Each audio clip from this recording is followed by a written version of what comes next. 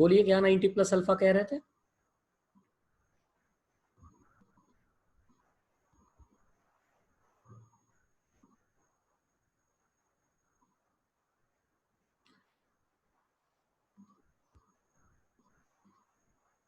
I2 और I3 के बीच का है। सो सी I2 और I3 के नहीं, ये I2 और I3 के बीच का एंगल नहीं है। एक बात देखो ना कि जब पहला इमेज यहां से अल्फा एंगल पे बना, जब पहला एंगल यहां से अल्फा पे बना, तो इसी का तो इमेज अब ये मिरर बनाएगा।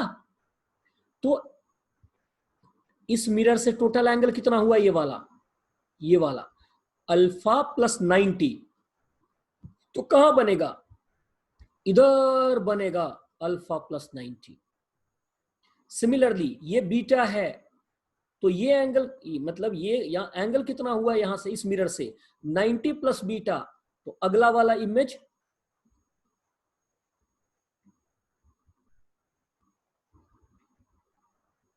ये 90 प्लस बीटा। तो क्या मैंने यही नहीं लिया है?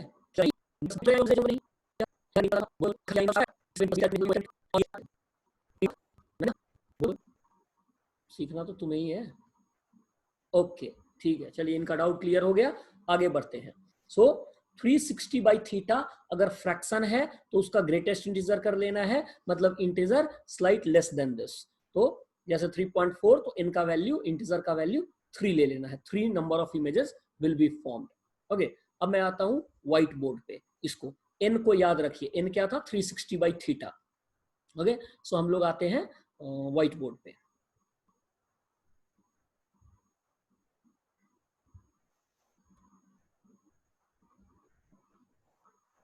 ये थोड़ा क्लीन है। So the value of n, which was 360 by theta, एक तो लिख ही दिया था हमने। दूसरा, if n is even, अगर ये n even नंबर आ गया, then if n is even, then number of images is n minus 1। अगर ये इवन हो गया, जैसे कि इस पिछले एग्जाम्पल में देखिए, फॉर एग्जाम्पल थीटा जब 90 डिग्री का था, जो पीछे एग्जाम्पल किया, तो 360 बाई थीटा क्या आया? 4। और 4 क्या है? 4 इज इवन नंबर। 4 क्या है? 4 इज इवन नंबर। तो 4 जब इवन है तो नंबर ऑफ इमेज में क्या आ जाएगा? तो number of image 4 minus 1 is 3, जो यहां भी पीछे इस एग्जाम्पल में हम लोगों ने देखा था। नहीं है? सही है ना? सो पीछे एग्जाम्पल में हम लोगों ने देखा था।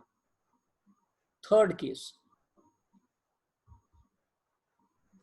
so the third case, if n is odd, now we have two sub rules. One, object on angle bisector,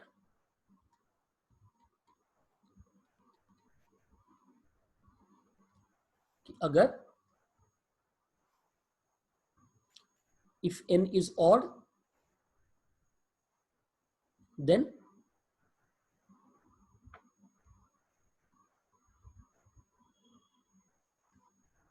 the object is on angle bisector।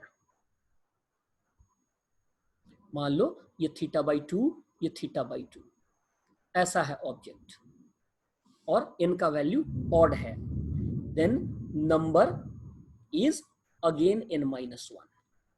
यहां भी वही ओवरलैप वाला case. And second, when object is not on angle bisector,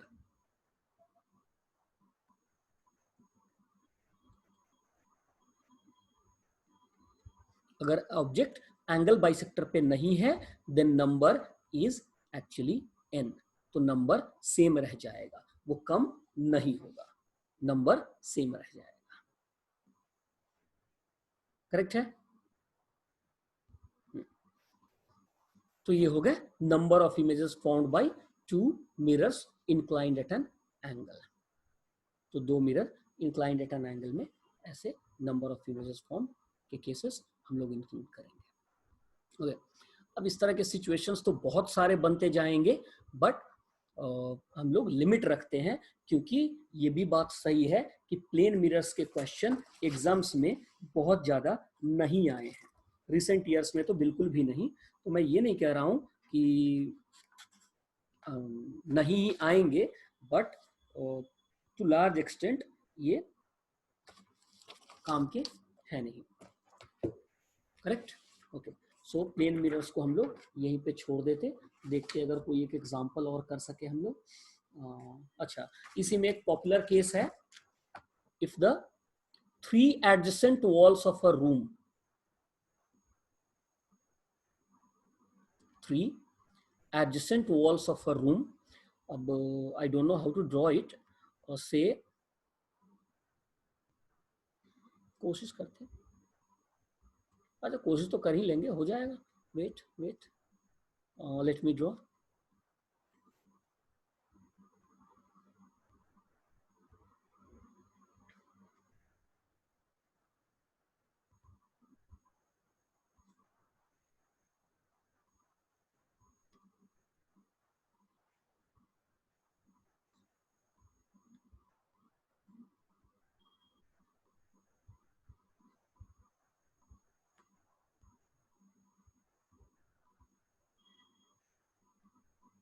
It says the 3 adjacent walls. Now mark the walls, the back wall, the solid one, 1, 2 and 3 से इन तीनों को mirror कर दिया, and there is an object in the room, then total number of images.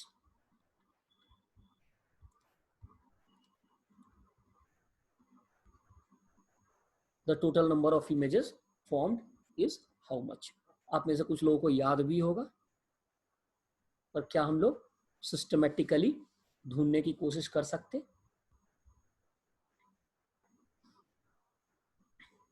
3 dimensional है तो बहुत ज्यादा तो नहीं, बिल्कुल हाँ, सही आंसर बोला 7।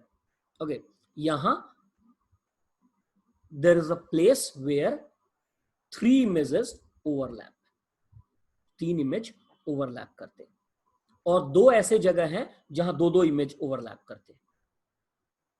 देखिए कैसे, एक पहला इमेज इस वॉल के पीछे, दूसरा इमेज इधर, तीसरा इमेज इसके ऊपर, ऊपर वाले मिरर में, एक पीछे वाले वॉल में और एक साइड वाले वॉल में। 3 तो प्राइमरी इमेज बन गए, तो 3 तो यही हो गए। अब जो I1 और I3 है, मतलब इस वॉल के पीछे जो है और जो ऊपर के मिरर में है, वो दोनों का, ये वो दोनों का एक कॉमन इमेज बनेगा इधर को कहीं, let me call it I4। Similarly I2 and I3 का, इसको कह देता हूं मैं, चलो नेमिंग भी थोड़ा इजी कर लेते, इसका नेमिंग इनका कर लेते, I13 एक नया इमेज बना।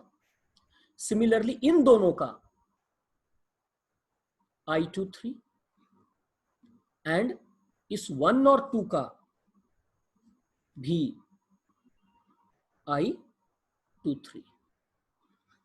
तो अच्छा, ये कौन से हैं? ये वो है जो 2 ओवरलैप हुए थे 90 डिग्री वाले पे, याद कीजिए 90 डिग्री वाले पे 2 मिरर हैं, तो एक तीसरा इमेज ओवरलैप हुआ था ना, ये वो वाले हैं। यहां 2-2 इमेज एक ही जगह पे आए हैं। अब इसका बचे हुए I23 का I1 में 1 में, ये अच्छा ये पीछे वाला I12 है, सॉरी ये I12 है, तो I23 का I1 में I12 का I3 में थर्ड मिरर में और I13 का सेकेंड मिरर में, वो कहीं 3 डायमेंशनल है, थोड़ा ऑड है यहाँ विजुअलाइज करना, वो यहाँ पे कहीं बना I123, एक ही जगह पे 3 इमेज। तो क्या हुए, काउंट कीजिए, 3 तो ऑलरेडी हम लोग काउंट कर चुके थे, 4 5 6 और एक ये जहां पे सारे ओवरलैप हुए हैं, टर्सियरी इमेज कह लीजिए, सेकेंडरी नहीं टर्सियरी, तीसरा वाला। ओके, तो ये सारे मिलकर हो गए 7। आप इसको किसी रिफ्लेक्टिंग रूम में आप या विजुअलाइज कर सकते हैं मेंटली, आईज क्लोज करके आप किसी रूम में विजुअलाइज कीजिए कि कैसे 90 डिग्री पे 2 मिरर था तो 3 इमेज बन रहे थे, तो इसी तरीके से यहाँ पे कितने बनने चाहिए और कौन कौन से इमेज कहाँ पे जाकर ओवरलैप कर जाएंगे, तो इसीलिए काउंटिंग ऑफ इमेजेस कम रह गई। ओके, अदरवाइज अगर इंडिविजुअली सबको काउंट करते तो हमारे पास 2 ओवरलैप करने वाले 3 है तो 3 तो ऐसे ही बढ़ गए और यहाँ पे 2 और बढ़ गए, तो टोटल 12 नंबर ऑफ इमेजेस होते। बट एक्चुअली कुछ जगह ऐसे हैं जहां multiple number of images overlap हो गए हैं, इसीलिए नंबर ऑफ इमेजेस का काउंट कम हो गया। ठीक है, हाँ, so mirrors and mirrors inclined at some angle, इनके लिए भी केसेस हम लोगों ने कर लिया। Now let us come to spherical mirrors.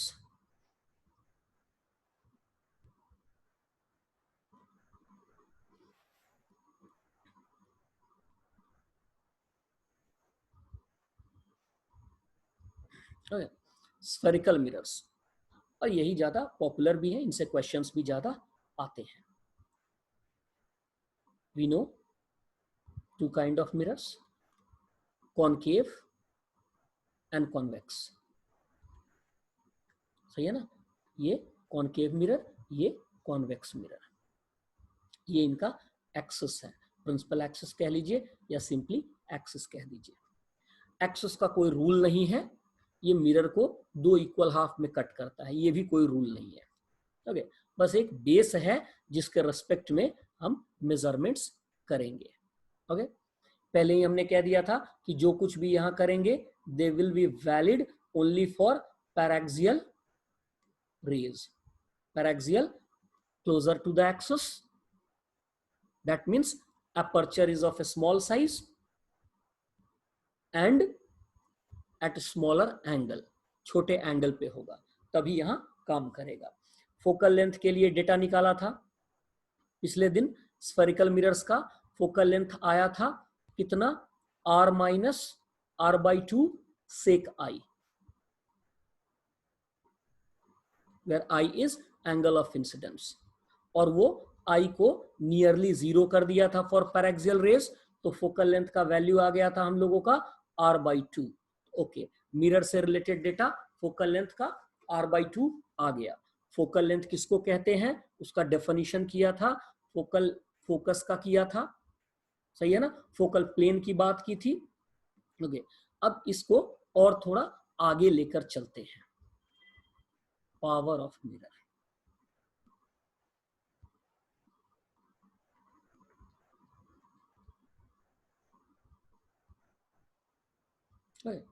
Power of mirror.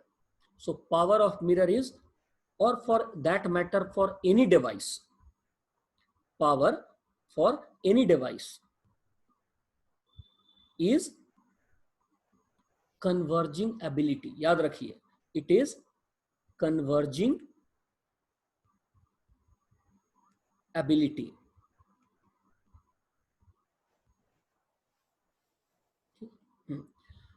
इसका मतलब क्या हुआ कि मिरर का या लेंसेस का, जिस किसी को भी हम लोग देख रहे हैं, जो जितना ज्यादा लाइट को कन्वर्ज कर सकेगा हम बोलेंगे पावर उतना ज्यादा है।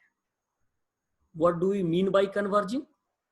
सो बाय कन्वर्जेंस वी मीन कि लाइट रेज ऐसी आ रही हैं और इसको शार्पली कन्वर्ज करा दिया, मीट करा दिया एक जगह पे।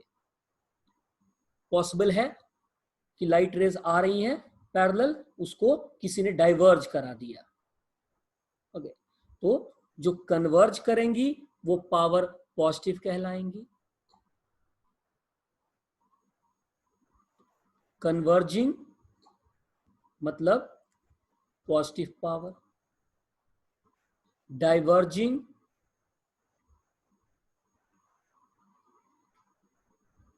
मतलब नेगेटिव पावर। सो मिरर्स की एबिलिटी उनके कन्वर्जिंग या डाइवर्जिंग एबिलिटी के बेसिस पे होगा।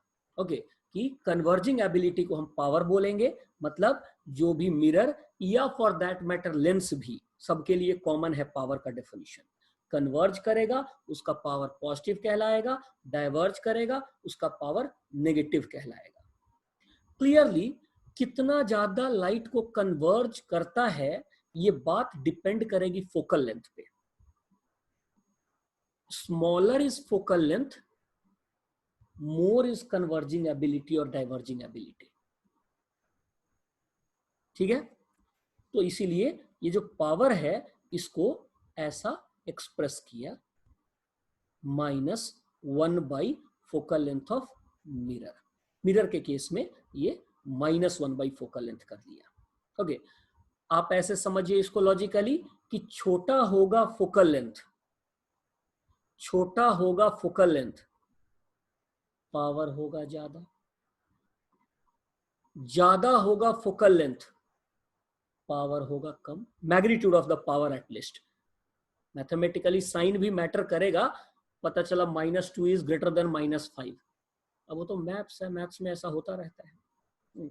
So power is -1 by focal length of mirror for mirrors and its unit is dioptre. Capital D से डिनोट करेंगे, लेकिन डायोप्टर एसआई यूनिट है, तो इसका मतलब इनके लिए फोकल लेंथ को आपको मीटर में लेना होगा अगर आप डायोप्टर में जाते हैं तो। करेक्ट है बात? Okay,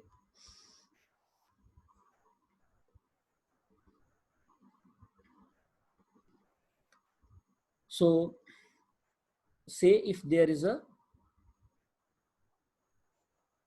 convex mirror, say if I have a convex mirror of radius 40 centimeter, find its power। Simple बात है, डायोप्टर में बताना है, जब केवल पावर पूछे आप डायोप्टर में ही बताइए। Okay, find its power. तो फोकल लेंथ, ऑब्जर्वर यहां खड़े होएगा तो सेंटर है आगे, तो फोकल लेंथ होगा r/2, कितना हो जाएगा 20 सेंटीमीटर प्लस 20 सेंटीमीटर, क्योंकि रेडियस जिधर सेंटर होता है उधर को लेते हैं, तो आगे है तो पॉजिटिव है। वैसे भी कॉन्वेक्स मिरर का आप जानते हैं फोकल लेंथ पॉजिटिव होता है, तो इसका पावर हो गया -1 बाई फोकल लेंथ, क्या हो गया -1 बाई 20 सेंटीमीटर, पर ये सेंटीमीटर नहीं चलेगा, मीटर में बदलिए, -1 बाई 0.2 मीटर, तो ये क्या दे देगा -5 डायोप्टर। ओके, तो इसीलिए डायोप्टर में पावर एक्सप्रेस करते क्योंकि वो एसआई यूनिट है। माइनस का क्या मतलब, माइनस देखते ही कहीं भी माइनस में दिख गया पावर, चाहे वो मिरर हो या लेंस हो, चाहे वो मिरर हो या लेंस हो, नेगेटिव पावर का मतलब diverging. And there is no surprise, हम सबको पता है कि अगर आपने पैरेलल रेज ऐसे भेजे हैं तो ये पैरेलल रेज के साथ क्या करता है, उसको बाहर भेज देता है। तो क्या ये डाइवर्जिंग एबिलिटी नहीं है? भले भेजा पीछे ही, लेकिन लाइट जा रहा था सीधा, उसको इन्होंने डाइवर्ज ना कर दिया। ये देखो सीधा जा रहा है, उसको देखिए कहां फैला दिया, इधर फैला दिया। तो यही तो है डाइवर्जिंग एबिलिटी, कि ये रेज को वापस डाइवर्ज कर दिया। So negative power symbolizes this. कहीं भी आपको डाइवर्जिंग रेज दिख जाए इंस्ट्रूमेंट से पास होने के बाद, चाहे कोई सा भी इंस्ट्रूमेंट हो, समझ जाओ इसका पावर नेगेटिव है, या वाइस वर्सा, कि पावर नेगेटिव है तो इसकी डाइवर्जिंग एबिलिटी होगी। करेक्ट? अब पावर में ज्यादा कुछ है नहीं, इसलिए मैं लेंसेस का पावर भी यही कर लेता हूं, power of lenses.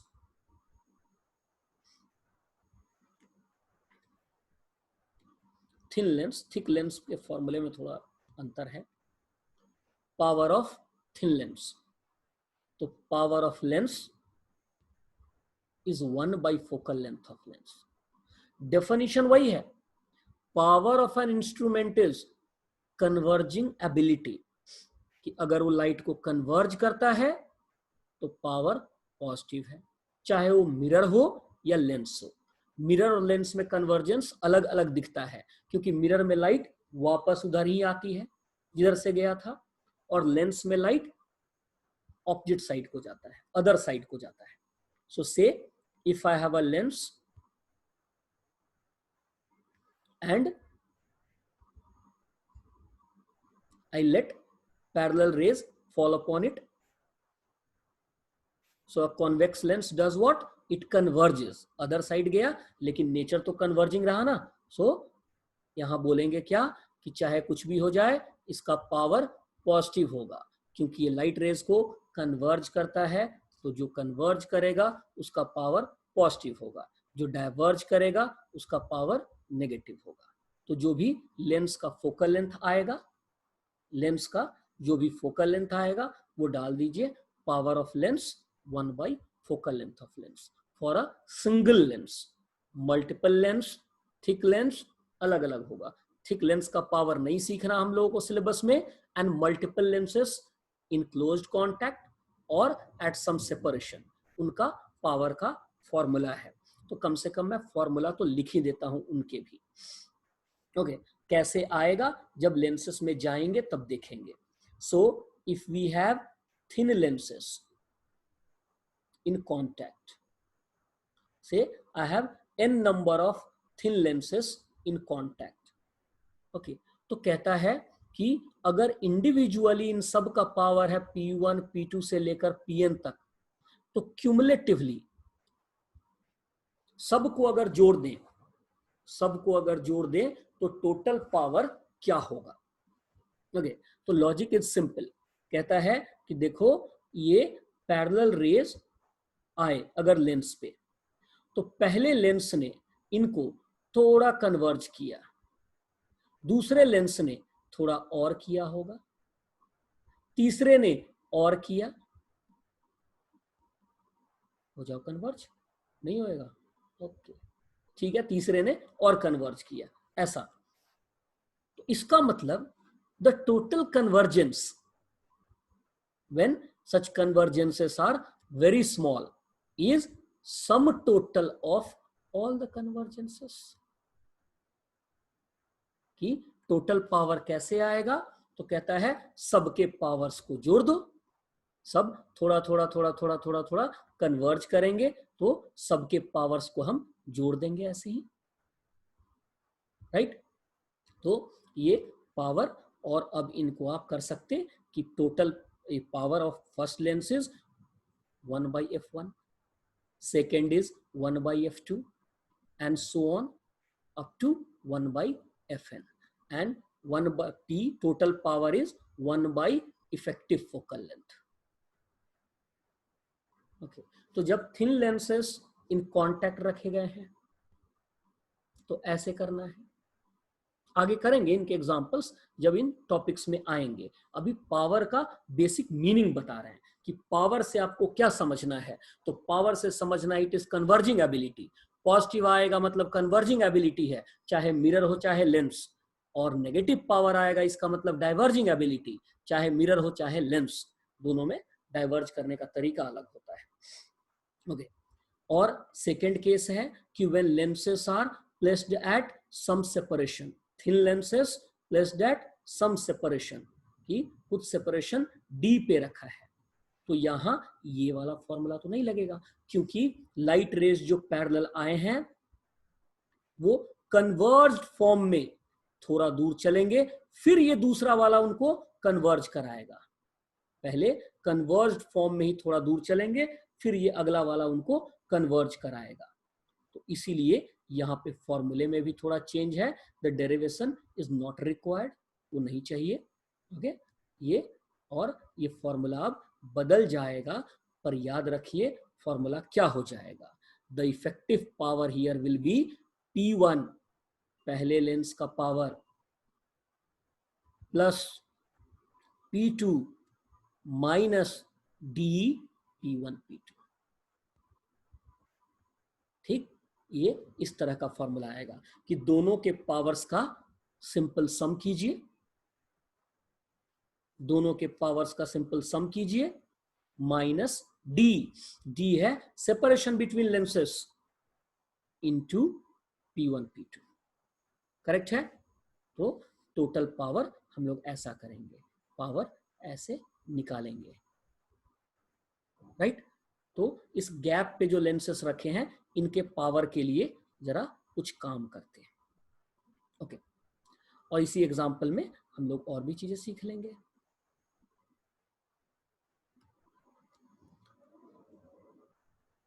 I have a lens of focal length 20 centimeter and I have another lens।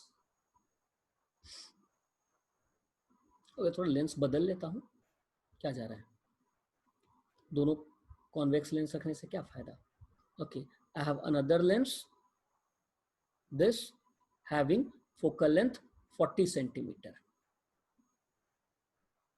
Okay, अब मैंने इन दोनों लेंसेस को 10 सेंटीमीटर के सेपरेशन पे डाल दिया, इन दोनों लेंसेस को 10 सेंटीमीटर के सेपरेशन पे डाल दिया। तो कहता है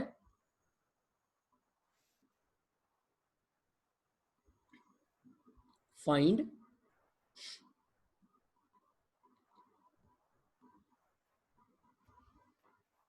इफेक्टिव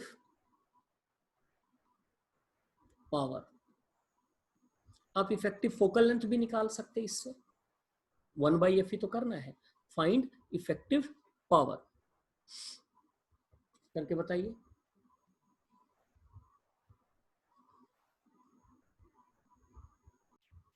और भी आने लगे आंसर। Okay, 3.75D।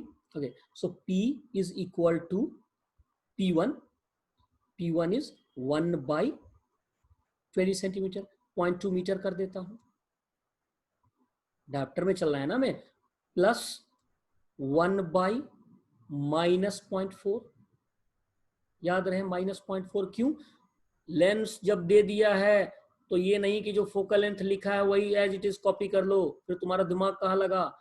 ये कॉनकेव लेंस है, आपको पता है कॉनकेव लेंस लाइट को डाइवर्ज करता है, फोकल लेंथ उसका नेगेटिव लेना चाहिए, माइनस डी, डी है 10 सेंटीमीटर मतलब 0.1 मीटर, इंटू P1, P1 की जगह 1/0.2 into minus 1/0.4।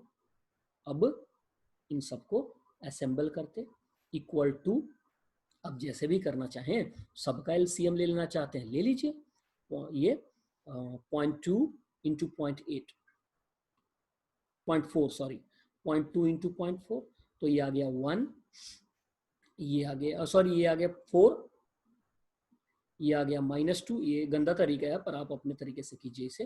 Okay, -2 and sorry मैं गलत कर ही लूंगा इसे, wait,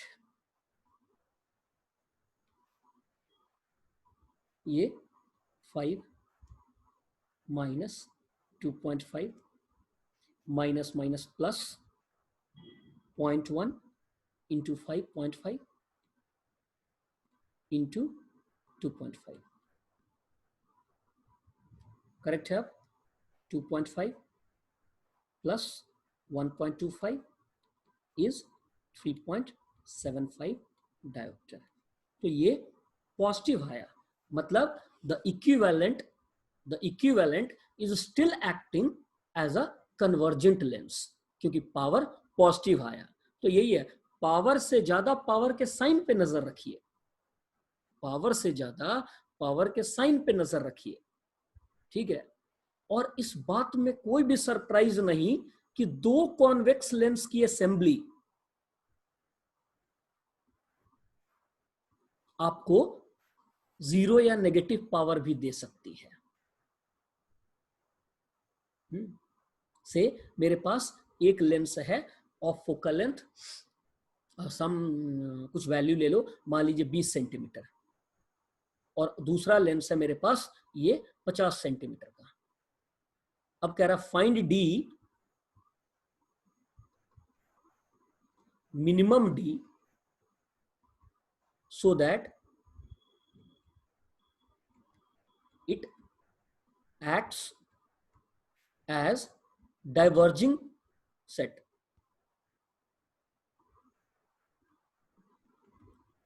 convex lenses are known for converging light rays, 10th में सीखा होगा आपने। लेकिन अब कह रहा है कि find minimum value of D so that it acts as diverging set. Okay, तो कम से कम पावर जीरो पहले कराएंगे तब तो नेगेटिव होगा। तो मैं जीरो के लिए सेट करता हूं इसको, तो जीरो इज 1/0.2